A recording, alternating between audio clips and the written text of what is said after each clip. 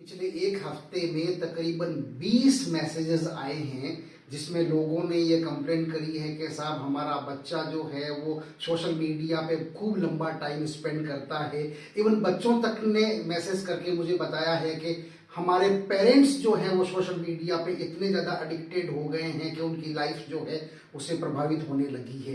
Topic है social media acquired anxiety, depression and suicidal tendency. Not only tendency, suicidal cases की भी इसमें हम बात करेंगे। इस बात से कोई मना नहीं कर सकता है कि सोशल मीडिया ने लाइफ को बहुत कन्वीनियंट बना दिया है, आसान बना दिया है, बट इसका एक डार्कर साइड ये भी है कि सोशल मीडिया ने लाइफ को मिजरेबल भी बना दिया है। इसका ज़्यादा यूज जो है वो बहुत ही घातक सिद्ध हो रहा है। NCHR की एक स्टडी है जो 9 इयर्स तक चली है, national centre for health research की स्टडी है ये, कि 71% यूजर्स में साइकोलॉजिकल डिस्ट्रेस बहुत ज़्यादा बढ़ा हुआ देखा गया सोशल मीडिया यूजर्स में, और 47% यूजर्स जो हैं उनमें सुसाइडल टेंडेंसी जो है बहुत तेजी से बढ़ती हुई नोटिस की गई। अब इसको थोड़ा सा इसके फ्लो को देख लेते हैं। इसका जो फ्लो है वो मेरे अकॉर्डिंगली आपा के रूप में आता है। आपा में सबसे पहले जो आ है वो ये है कि सोशल मीडिया अट्रैक्ट करता है, शुरुआती दौर में बहुत फैसिनेटिंग लगता है, आपको अल्यूर करता है, अपनी तरफ आकर्षित करता है। उसके बाद में जो पी आता है, that P is it gives you pleasure, है ना। इसमें फिर आपकी बॉडी में सेरोटोनिन लेवल बढ़ने लगता है, जो हैप्पी हार्मोन है। डोपामाइन का लेवल बढ़ने लगता है, वो सेक्रेट होता है, फील गुड हार्मोन है। अच्छा लगता है, तब तक सब कुछ जो है वो हनीमून लगता है, सब ग्रीन ग्रीन लगता है। उसके बाद में जो अगला ए है दैट इज एडिक्शन। फिर ये धीरे धीरे यूजर को अपनी गिरफ्त में लेना शुरू करता है, आदत बनाता है, लत लगाता है। सुबह उठते ही मोबाइल देखने की आदत लोगों की हो जाती है, देर रात तक अकेले बैठ करके इंस्टाग्राम पे और वो सब स्टोरीज वगैरह, रील वगैरह देखते रहते हैं। धीरे धीरे फिर ये हैबिट जो है वो एंजाइटी लेकर के आती है। एक बहुत खतरनाक कंडीशन है जिसका नाम है FOMO, FOMO, FOMO, that is fear of missing out. बार बार लगता है अरे मैं कुछ भूल तो नहीं गया हूं, अरे कोई रील छूट तो नहीं रही है।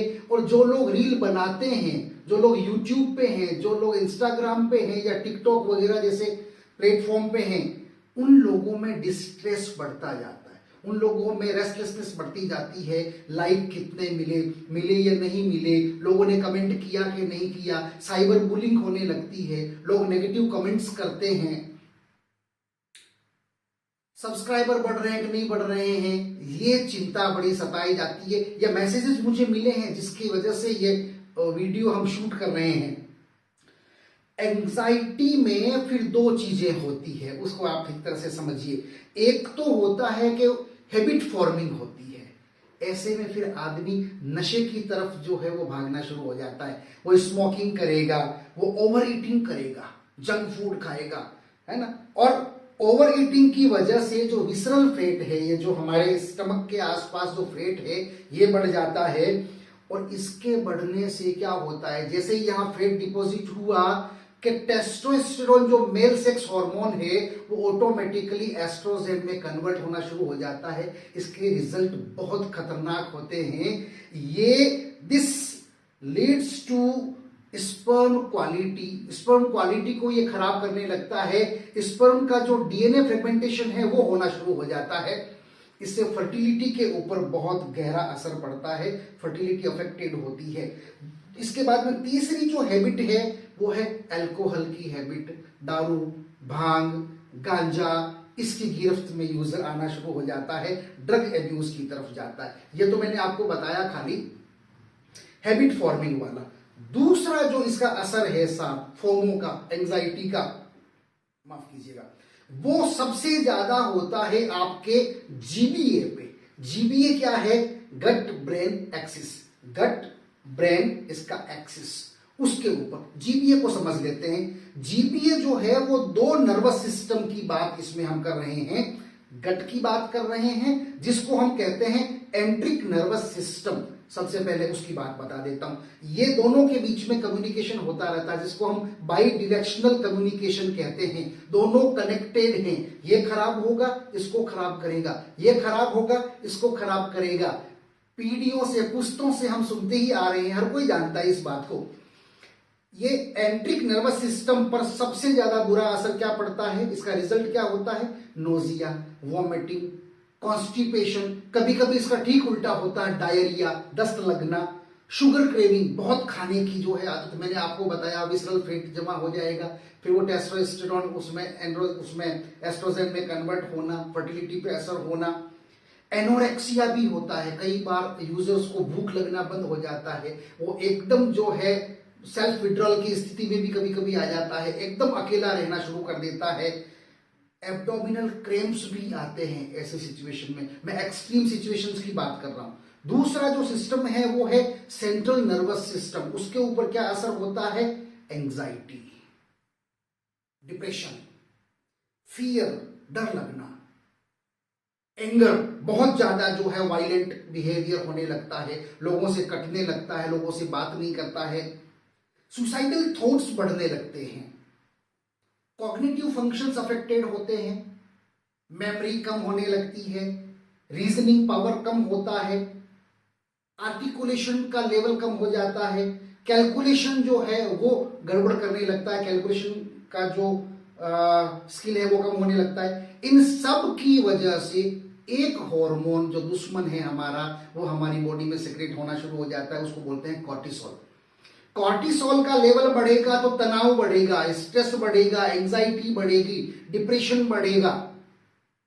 और जब ये बढ़ेगा तो हार्ट के कॉम्प्लिकेशंस जो हैं वो बढ़ने लगते हैं, पल्पिटेशन होता है, पसीना आना शुरू होता है, ब्लड विजन होना शुरू होता है, लंग्स की कैपेसिटी पे असर पड़ता है, ब्लड प्रेशर रेज करता है, कार्डियक डिजीज जो है वो इससे डायरेक्टली कनेक्टेड है ही है। किडनी के ऊपर भी इसका बड़ा बुरा असर होता है। WHO कहता है कि 28 करोड़ लोग जो हैं ये सोशल मीडिया एक्वायर्ड एंजाइटी और डिप्रेशन के शिकार हैं अभी तक के। और ये वो लोग हैं जो अपना ट्रीटमेंट कराने के लिए किसी न किसी मेडिकल सेंटर पे गए थे, ये उसका डेटा बता रहा हूं। WHO इसकी आशंका से भी इनकार नहीं करता है कि एक्चुअल में ये डेटा जो है इसका 3 गुना हो सकता है। तकरीबन 90 करोड़ से लेके 100 करोड़ तक ऐसे लोग हो सकते हैं जो इस बीमारी से ग्रसित हो सकते हैं। इसकी संभावना से इनकार नहीं किया जा सकता है। जो डेटा है WHO का वो ये कहता है 7 लाख लोग हर साल सोशल मीडिया एक्वायर्ड डिप्रेशन की वजह से सुसाइड कमिट कर लेते हैं, अपनी जान दे देते हैं। इसमें यूथ भी है, हाउसवाइफ्स भी हैं और एल्डरली लोग भी हैं। ये सारे लोग इसमें शामिल हैं। National alliance on mental illness, जिसको आप शॉर्ट में नामी जो है पढ़ सकते हैं, ये मैनेजमेंट क्या बताता है इसका मैनेजमेंट बताता है मेडिटेशन करें। मेडिटेशन करना अगर आपको नहीं आता तो मैं आपको एक तकनीक बता देता हूं छोटी सी। Smell the flowers and blow the candle. कैसे करेंगे? Smell the flowers, smell the flowers, blow the candles, smell the flowers, blow the candles. 20 बार सुबह कर लें, 20 बार जो है इस एक्टिविटी को रात को सोने के टाइम कर लें। खाना खाने से पहले भी अगर आप 10-20 बार इसको कर लेते हैं, ये बहुत शानदार टेक्निक है जो स्ट्रेस मैनेजमेंट में बहुत कारगर देखी गई है। कम से कम मैंने तो अपने इंस्टीट्यूट्स में कई बार ऐसा करवा के लोगों का ब्लड प्रेशर तक जो है हमने कम करवाया है। खूब पानी पिए, हरी सब्जियां खाएं, फल सब्जियां खाएं, है ना। रेस्ट्रिक्टेड यूज, मोबाइल और सोशल मीडिया का यूज जो है रेस्ट्रिक्टेड कर दें। सुबह उठते ही मोबाइल नहीं देखना है, रात को सोने से पहले मोबाइल नहीं देखना है, और रात को सोने जाने से 1 घंटा पहले मोबाइल को अपने आप से दूर रख देना है। जिस कमरे में सोते हैं वहां मोबाइल नहीं रखना है। प्लस टाइम फिक्स कर लें सोशल मीडिया देखने का, आधा घंटा, 1 घंटा, जितना भी टाइम आप स्पेंड करना चाहते हैं, make it a fix time. और 20 मिनट की इंटेंस एक्सरसाइज करना जरूरी है। अगर आप इसकी गिरफ्त में आ गए हैं तो पसीना बहाइए, ट्रेडमिल पे दौड़िए, जॉगिंग करिए, ट्रैकिंग करिए, स्विमिंग करिए, आउटडोर गेम्स खेलिए, नए कुछ हुनर सीखिए, है ना। आजकल बड़े कोर्सेज जो हैं वो आते हैं, मैं देखता हूं कई सारी साइट्स भी हैं ऐसी जहां नए स्किल सीखने को, नई लैंग्वेज सीखिए, इंस्ट्रूमेंट सीखिए, कोई गिटार विटार वगैरह बजाना सीख सकते हैं, रीडिंग हैबिट को डेवलप करिए, अच्छी बुक्स को पढ़िए। और एक खास बात जो सबसे लास्ट में मैं आपको बताना चाहता हूं वो है सुबह 8 बजे से लेकर के 10 बजे के बीच की जो सुनहरी धूप जो होती है सुबह की, उसमें अपने आप को जो है रखिए, थोड़ी देर उसमें बैठिए, है ना, सनबाथ लीजिए डायरेक्ट सनलाइट में। 8 से 10 बजे के बीच की जो धूप है, 11 बजे तक भी टॉलरेबल है, आप सनस्क्रीन वगैरह सन फॉर्मूला लगा करके बैठे सो दैट टैनिंग वैनिंग वगैरह नहीं हो। ये आपकी बॉडी में सेरोटोनिन नाम का जो हार्मोन है उसको सेक्रीट करती है, ये हैप्पी हार्मोन है, ये आपको दिन भर खुश बनाए रखेगा, ये फील गुड हार्मोन है, तो ये मदद करेगा।